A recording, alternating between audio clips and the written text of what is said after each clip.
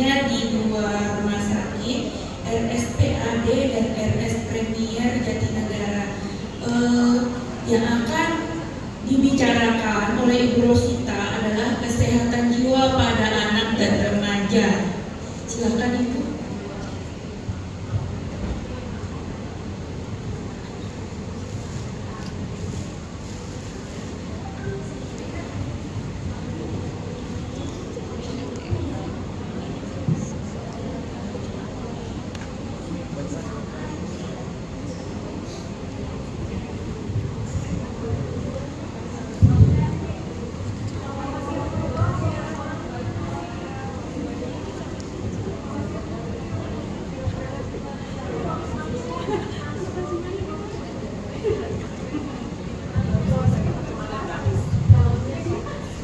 Baik, Assalamualaikum warahmatullahi wabarakatuh. Salam sejahtera bagi kita semua. Selamat pagi dan siang. Mungkin ya sudah siang.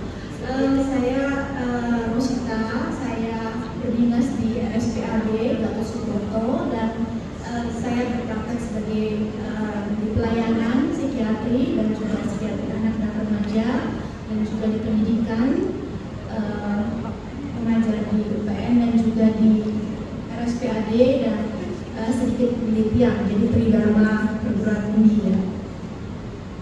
Hari ini senang sekali bertemu dengan undang dengan Wali Kota Jakarta Utara dan juga dipanggil dengan Dr. Boni dan juga tadi ada psikolog klinis, teman-teman, rekan-rekan, Prof. Reina, psikolog Ibu Juliana, Dr. Sevi dan semua Bapak Ibu sekalian dan juga adik-adik tercinta, terima kasih banyak sudah gabung dengan kami. Dan saya sedikit mau membayangkan satu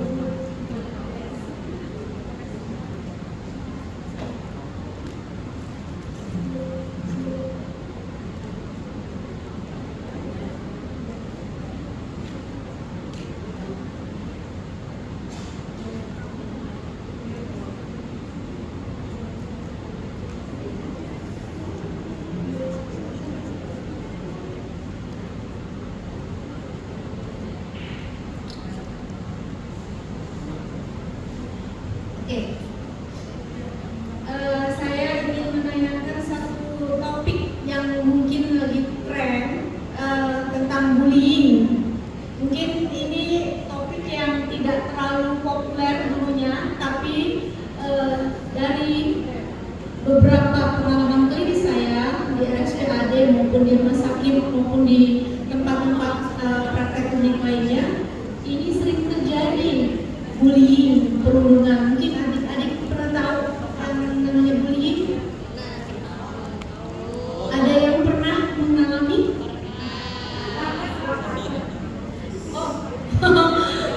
Ya oke. Ada yang pernah mengalami? Atau ada yang pernah melakukan? Oke, kadang-kadang kita nggak sengaja ya, tapi itu bercanda. Tapi yang namanya bullying ini adalah suatu sudah termasuk gangguan yang sudah tidak bisa ditolerir ya, karena ada undang-undangnya sekarang ya. Jadi efek bullying terhadap anak dan remaja ini berdampak munculnya gangguan psikologis, yaitu rasa cemas, ketakutan, depresi, stres pasca trauma. Jadi ketika setelah misalnya dibullying ada trauma dan memiliki keinginan untuk bunuh diri, ada yang sampai seperti itu.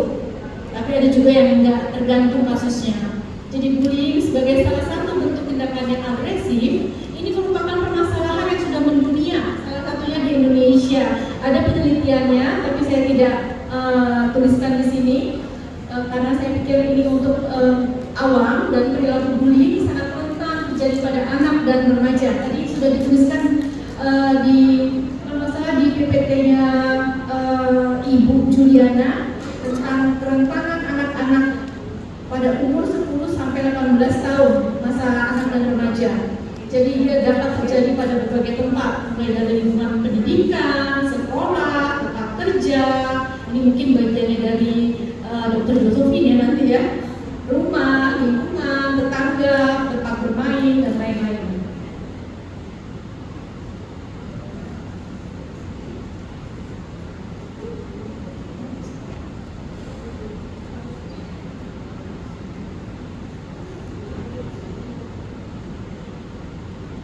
Oke, ini prevalensi. Prevalensi itu jadi banyaknya dan dampak dari bullying. Prevalensinya meningkat sekarang ini. Jadi prevalensi perilaku bullying yang meningkat dari tahun ke tahun telah menimbulkan kerusakan atau kerugian yang besar bukan hanya terhadap korban tapi juga keluarga korban. Jadi pernah ya ibu-ibu misalnya anaknya nangis dan marah-marah, mereka diam waktu dirundung ya, perundungan atau bullying itu, tapi ketika di rumah mereka marah-marah sama ayah ibunya atau mereka tidak mau melakukan sesuatu hal.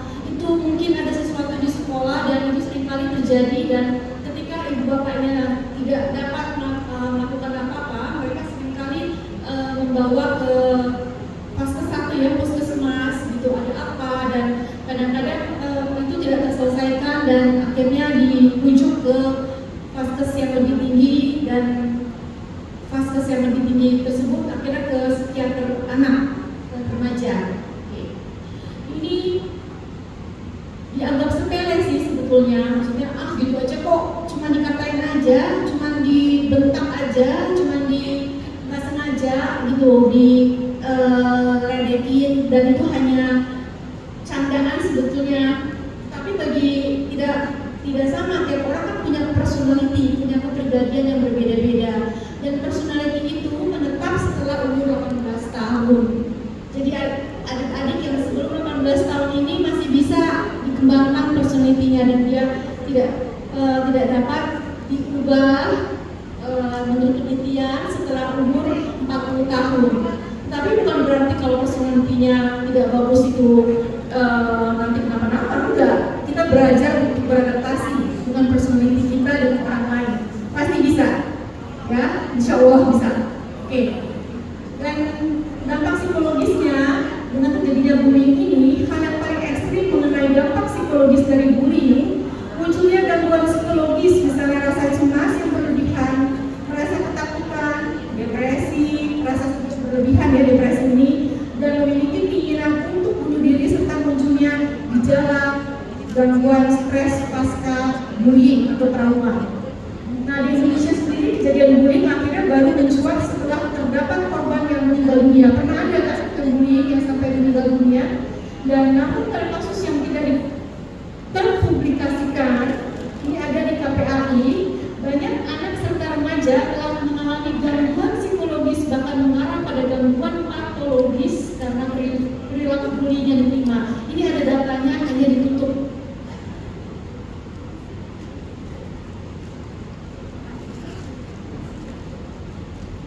Apa sih itu bullying?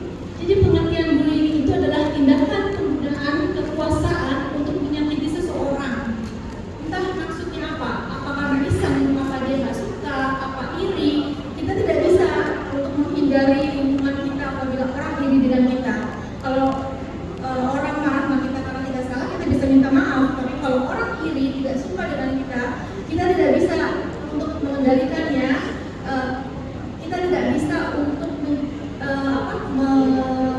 mematahkan bahwa dia tidak boleh ini dengan kita, tapi kita bisa untuk mencegah atau mengendalikannya. Itulah yang namanya coping kita, cara kita untuk menghadapi stres atau tindakan yang tidak kita inginkan tersebut. Dan bentuk perilaku agresif ini, bullying ini dilakukan secara berulang-ulang dengan tujuan mengganggu, ya, dan sasarannya adalah korban. Itu dia aja orangnya. Jadi orang lain atau korban yang lebih lemah dari orang yang membuli. Secara etimologi, asal usul kata bullying artinya adalah penggertak, yaitu seseorang yang suka mengganggu yang lemah. Jadi orang yang kuat mengganggu yang lemah, bukan yang melindungi malah mengganggu. Bullying sendiri adalah tindakan penggunaan kekuasaan untuk menyakiti seseorang atau sekelompok orang secara verbal, fisik maupun psikologis sehingga korban merasa tertekan, trauma dan gak berdaya, dan itu yang melakukan bullying atau perundungan merasakan happy, merasakan bahwa dia menang, dia kuat, dia oke. Padahal sebetulnya dia sendiri yang mempunyai masalah pada personalitinya, dia sendiri yang mempunyai masalah. Coba kita runtut deh, orang yang membuli, orang yang melakukan perundungan pada orang lain, sebetulnya dia punya masalah. Kalau kita untuk di belakang, entah masalah di keluarganya, entah masalah dalam dirinya sendiri, entah masalah dia ingin melakukan hal tertentu tapi diproyeksikan, maksudnya salah pindah ke orang lain, sebetulnya kasihan, mereka itu juga harus diobati.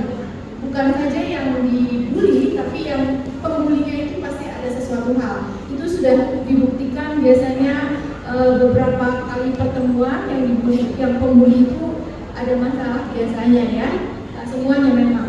Selain itu, bullying merupakan salah satu bentuk dari perilaku agresi dengan kekuatan dominan pada perilaku yang dilakukan secara berulang-ulang dengan tujuan mengganggu orang lain atau korban yang lebih lemah darinya. Kenapa seorang melakukan bullying? Itu berbukti banyak hal yang tadi saya sudah sampaikan.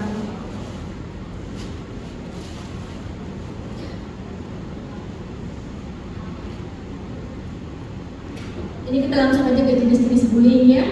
Jadi bullying itu ada bullying fisik, ada bullying verbal, ada bullying sosial. Kalau fisik itu apa sih? Kita udah tahu ya, kalau bullying fisik itu ya seringkali kita suka korbannya didorong, terus bisa dipukul, bisa dijambak, barangnya dirusak, yang berbentuk fisik pokoknya. Kalau verbal apa sih yang sering terjadi nih? Salah satu dari jenis bullying ini pada remaja, jadi adalah perundungan atau bullying verbal. Tindakan ini bisa dilakukan dengan mengata-ngatai, ada julukan-julukan. Itu sebetulnya adalah tekanan psikologis yang menyakitkan atau merendahkan. Dampak dari perundungan atau bullying secara verbal ini mungkin tidak kelihatan secara langsung. Maka dari itu pelakunya tidak akan ragu untuk melontarkan ucapan yang tidak pantas secara kontinu, jadi terus menerus. Dianggap itu lucu dan itu membuat dia happy karena semuanya tertawa. Padahal dia tidak tahu perasaan orang yang dibully itu dengan verbal itu sakit. Ya, namanya oral aggression. Dan kalau bullying sosial seperti apa sih? Ini adalah jenis perundungan lainnya yang cukup sering juga terjadi, pengucilan. Jadi dikucilkan secara sosial. Jadi perundungan jenis ini, anak ini dan remaja ini tidak disakiti secara fisik maupun verbal, tapi dimusuhi atau didiamkan, diabaikan oleh lingkungan pergaulannya. Akhirnya mereka kesulitan mencari teman karena biasanya pelaku punya pengaruh yang cukup kuat untuk membujuk orang lain memunculkan si korban. Jadi didiemin, tidak diajak main, sengaja dipojokkan seperti itu. Bullying dapat terjadi pada siapa saja dan bahkan kadang-kala baik pelaku maupun korban perundungan ini tidak menyadari bahwa perlakuan yang diberikan atau diterima di lingkungan manapun termasuk sekolah merupakan bentuk bullying.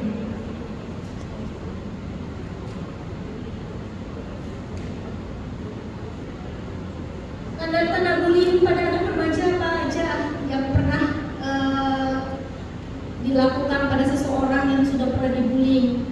Adanya seringkali yang paling sering adalah perubahan sikap. Jadi perubahan sikap seperti lebih jadi pendiam, mudah tersinggung, lebih mudah menangis entah di rumah, entah di sekolah. Yang paling sering itu adalah dampaknya ketika mereka ke rumah, ya, dan tidak membicarakan pertemanan. Jadi anak atau remaja tidak pernah membicarakan soal pertemanan di sekolah atau marah ketika ibunya menanyakan bagaimana tentang kamu, gitu. Mereka marah, ya. Kalau anak-anak yang introvert biasanya mereka langsung pergi, tapi anak-anak yang ekstrovert biasanya mereka langsung marah. Dan adanya gangguan tidur, mereka seringkali mengalami gangguan tidur seperti tidurnya larut malam, bahkan nggak bisa tidur. Terus menarik diri, mereka sering menarik diri dari pergaulan serta muncul ketakutan terhadap lawan jenis. Kalau dibulinya dengan laki-laki atau dikata-katai, dikata-katai misalnya, yang menyangkut fisiknya, mereka akan ketakutan terhadap lawan jenis. Terus mereka protektif terhadap elektronik, jadi mereka menjadi sangat protektif terhadap alat-alat elektronik yang dimilikinya seperti ponsel atau komputer. Mereka takut nanti, karena kan ada cyberbullying ya, jadi bullying itu sekarang udah bercampur ya, bukan saja yang 3 ini, sekarang bullying ini juga di cyberbullying paling sering terjadi. Ya, dan itu saya cuma pesan satu hal bahwa cut aja, langsung di stop aja dan jangan dilihat. Memang kita penasaran, tapi itu salah satu yang ekstrim yang kita harus lakukan ketika cyberbullying itu merundung kita cut atau kita blok aja, ya.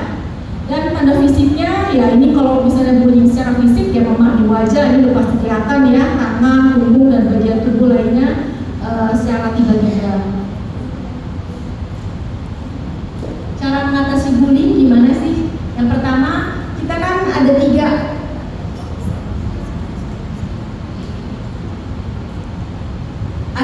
sebetulnya cara manusia menghadapi masalah ya, atau bukan orang, sesama kita yang menjahati kita. Kita mau melawan, kita mau bertahan, atau menghindar. Tiga hal tersebut kita kombinasikan dalam kehidupan kita sehari-hari. Kalau kita sama guru kita nggak mungkin melawan. Kalau memang salah, bicarakan baik-baik. Tapi nggak tahu di Indonesia apakah sudah bisa seperti itu atau belum. Kalau memang tidak bisa, kita agak jaga jarak. Nah itu kita permainkan tiga hal tersebut. Tadi yang sudah disebutkan dengan Ibu Yunita, Prof Rina mungkin ya, tadi tentang coping. Coping adalah suatu cara untuk mengatasi stres atau masalah yang kita hadapi. Semua orang punya coping tuh. Ada yang melawan, ada yang saya misalnya nggak nyaman ya sama dia ya. Tapi saya juga nggak mau berbuat hal-hal yang tidak menyenangkan. Ya saya menghindar aja, misalnya seperti itu. Itu termasuk coping sebetulnya. Ya. Yang pertama karena si bullying kita melawan, jadi misalnya diledek dia melawan. Yang kedua berbagi cerita, yang tadi sudah disampaikan juga dengan psikolog klinis bahwa kita berbagi cerita, gitu. Saya di program seperti ini, bla bla bla bla dengan teman dekat, tapi hati-hati juga berbagi cerita juga tidak sembarangan dengan orang-orang tertentu, ya. Atau kalau tidak bisa juga dengan pakar atau dengan psikolog, boleh, pokoknya dengan orang-orang yang memang punya kapasitas untuk menerima hal-hal tersebut. Terus memberitahu orang tua, ini sebetulnya hal yang kita anggap ya beritahu aja orang tua, tapi tidak semua sekarang pada Gen Z ini mereka bisa ngomong dengan orang tua. Ya. Dan kalau sudah kebangetan, melapor melapor ke pihak berwajib, dan ini jarang dilakukan. Kalau udah nggak sampai parah, biasanya nggak dilakukan, ya. Dan percaya diri, maksudnya percaya diri artinya kita mensupport orang-orang yang dirundung, atau anak-anak atau teman-teman atau adik-adik yang pernah dirundung, yang pernah dikata-katai gitu ya. Jadi praktek bullying bukan berarti tidak bisa diatasi atau dicegah. Jadi ada beberapa cara untuk mengatasinya dan mencegahnya. Ini ancaman hukuman pelaku bullying. Ini ada undang-undangnya ya, Undang-Undang Perlindungan Anak Nomor 23 Tahun 2002 yang telah diubah dengan Undang-Undang Nomor 35 Tahun 2014. Asalnya ada juga 76C Undang-Undang Nomor 35 Tahun 2014, larangan melakukan kekerasan terhadap anak. Sanksi hukumnya pidana penjara paling lama 3 tahun 6 bulan atau denda paling banyak 72 juta rupiah. Ini perlindungan anak semua, ya. Jadi sudah ada undang-undangnya. Nah, ini adalah tantangan kita dalam mengatasi bullying. Di Indonesia sepertinya kurang efektif karena ancaman hukuman pidana dan edukasi dirasakan masih belum efektif meminimalisir kasus-kasus bullying yang terjadi. Jadi dianggap biasa aja, makanya kurang efektif. Dan juga kurang sosialisasi. Kurang sosialisasi membuat kasus-kasus bullying semakin lama semakin meningkat. Dan kita butuh peran pemerintah, seperti yang mungkin akan diadakan telekonsultasi dan baru di Jakarta Utara ya, saya dengar ya. Ini juga kami sangat senang dengan hal ini dan mendukung, karena ini adalah salah satu peran pemerintah di DKI ya.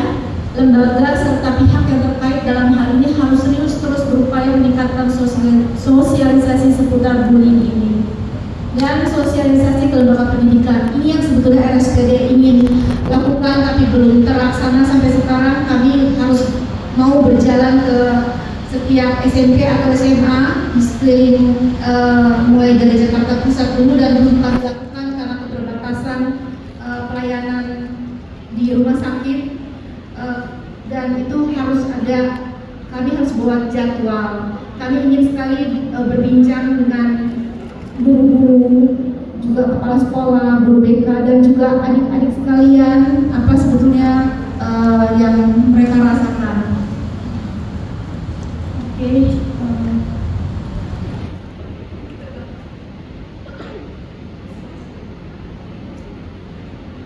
Oke, ini terakhir. Sebetulnya bullying ini bukan aja di eksternal, lingkungan eksternal loh. Lingkungan internal itu juga ada, ya. Ini yang sering terlupakan. Ini sebetulnya seringkali terjadi tapi tanpa sengaja, dan itu sebetulnya adalah sudah termasuk bullying. Jadi bullying di lingkungan keluarga. Contohnya membeda-bedakan anak tanpa disadari. Jadi salah satu contoh yang paling nyata di lingkungan keluarga dengan cara membedakan anak yang satu dengan yang lain. Misalnya yang satu lebih berprestasi, yang lain mungkin agak kurang gitu ya. Ini sebetulnya dilakukan tanpa sadar. Terus dampak psikologinya jadi membuat anak menjadi nggak percaya diri, tertekan, serta dampak psikologis lainnya. Ada loh pasien yang bilang bahwa itu kan saya di rumah itu sudah tidak dianggap anak karena kakak saya selalu apa-apa, mama selalu kakak saya, dan saya selalu dibandingkan. Masih ada seperti itu. Dan mencegah bullying dengan apa sih? Jadi untuk mencegah bullying, mengetahui dulu apa itu bullying, dan kita bisa mencegah serta meminimalisir sejak dini bullying itu terjadi di lingkungan di sekitar kita. Mari kita bergandengan bersama mewujudkan generasi yang lebih sehat dan mencegah terjadinya bullying dengan sama-sama kita tahu dulu bullying itu apa, ya, dan kita menyadari tentang kita harus seperti apa sih, dan etika moral itu penting diajarkan kembali di setiap sekolah, di setiap pendidikan. Terima kasih untuk waktunya. Semoga ini dapat bermanfaat